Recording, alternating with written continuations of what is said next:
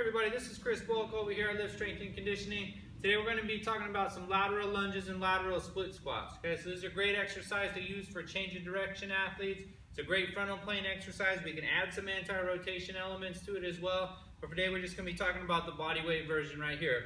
So one of the key points of this drill, when we're talking about change of direction, is where our feet align and where that requires our knees and our hips to align with the joints, just so we have good leverage and we can protect ourselves against injury. So one of the key factors here is where our toes end up when we're in this lunge.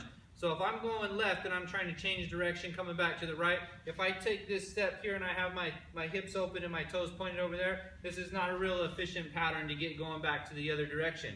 So as I go to break down and change direction, I would like for my toes to be mostly straight ahead, a lot of weight on the inside half of my foot, my knee inside my foot, my hip inside my knee, and that way I have good leverage to push off and go the other direction. So how that translates into our exercises, we're doing that split squat, we're going to set ourselves up that way. So I want my toes straight ahead, I'm going to have my knee inside my foot, my hip inside my knee, and then I'm going to be going into my hip hinge pattern, so I'm really sinking back into that hip, keeping that alignment, and I'm going to keep that leg all the way straight. I'm going to sit down into that lunge, and I'm going to push back out. Sit down into that split squat, push back out.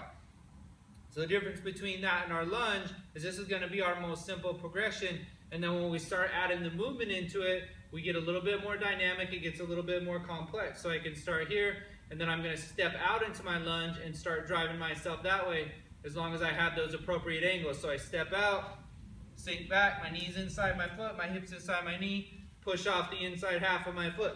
Step out, push off the inside half of my foot.